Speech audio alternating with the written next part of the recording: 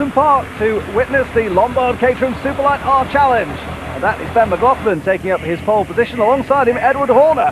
These two have had some great scraps throughout the course of the early part of the season. This is round 7 of a 12-round championship, and we wait for the green lights, a standing start, and we're on board with Mark Humphrey, lying third in the championship. He passes one who's stationary. We'll identify that for you in just a second, but they go down to Old Hall Corner, and there can be some real fireworks here.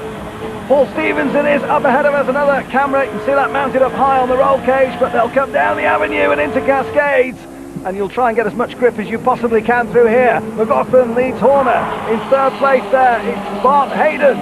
Everybody else absolutely rifling their way through. And a challenge for the lead. Oh, Horner's not quite close enough to make it work out for him as they come through Ireland and into Shell. In fact, McLaughlin and Horner already starting just to open up a little bit of a gap, but you mark my words, that will soon close down. And through the chicane at Folston's, left, then right. Take as much curb as you can, both across the apex there and on the exit as well. And in fact, we've got a 4-car breakaway. Well, here we are on board with Paul Stevens. Race leader still McLaughlin. Stevens back in 5th place. Oh, get on the brakes. Look at the car squirming away under braking through the Knickerbrook complex. 22 there going through Steve Worley. And we're at Druids, where Horner's through. Ed Horner then made his way through. Humphrey going through. He's back in 6th. That's the gap between 6th and 5th place. Paul Stevens under the Bailey Bridge. And, well, McLaughlin back through. It'll all change as many times you blink your eyes, I promise you that. Fast and Furious is what it is in Caterham's. On the inside there, all trying to sneak through for a moment. Well, 18 there is Hugh Hayden. And this is back at the Cascades complex. Hayden there, Bart Hayden this time in the Seba prepared machine. Still Ben McLaughlin though, holding off the ravishing attentions of Ed Horner, and Ed Horner this time might have done it. He has got through. A little left-hand kick there at Island Bend, and that sees McLaughlin demoted down into 2nd. Brave manoeuvre from Stevens round the outside. Will he run out of track? He might just lose a place, that's for sure.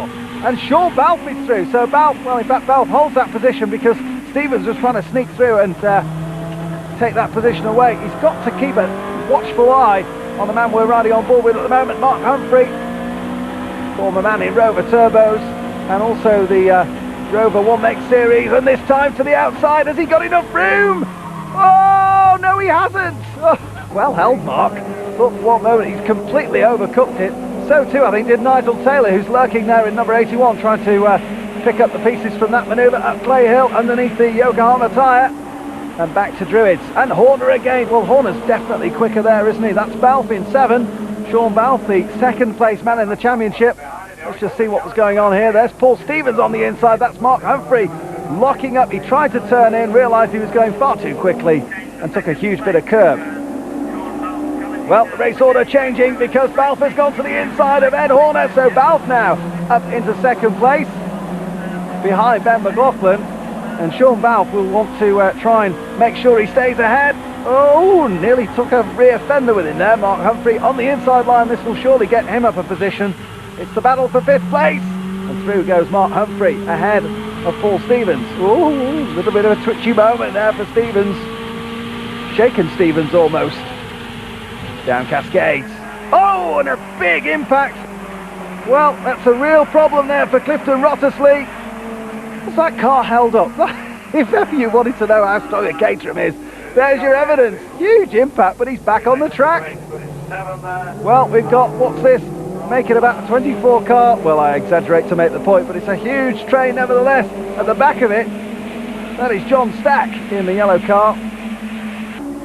Here they come towards us, and Balfe through. Balfe through on McLaughlin, so it's now Balfe, McLaughlin, Horner, Humphrey and Hayden. That's the top 5. John Stack still holding up the train ahead of him and desperately keen to get through. What have we got? 2, 4, 6, 8, 10 cars, maybe 11. Who can count? Through they come. Down Deerleap. Humphrey still there in 4th place. He made a good move on Paul Stevens. Can he do the same to Ed Horner? Look at Horner hugging the wall. That's the inside line. It's the position of safety. Oh no, bad news for Mark Griffiths. He's It's all flat as a pancake at the front left corner. No flatness here. It's all chased again. Humphrey's gone through on second. Balfe's now dropped down to third. There's Bart Hayden running through in fifth place. So Ben McLaughlin out front again. Horner has really been dropping back as this race has evolved. He was in second place at one point. Oh, talk about dropping back.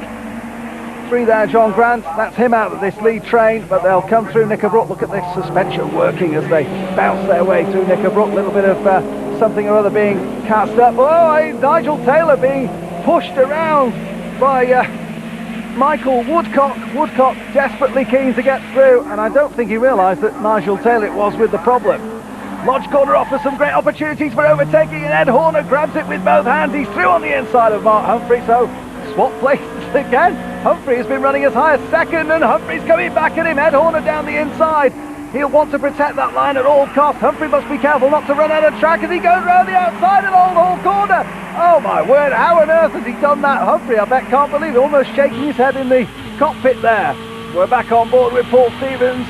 Down the avenue into Cascades. Oh, it's all happening up front. Bart Hayden spun it out.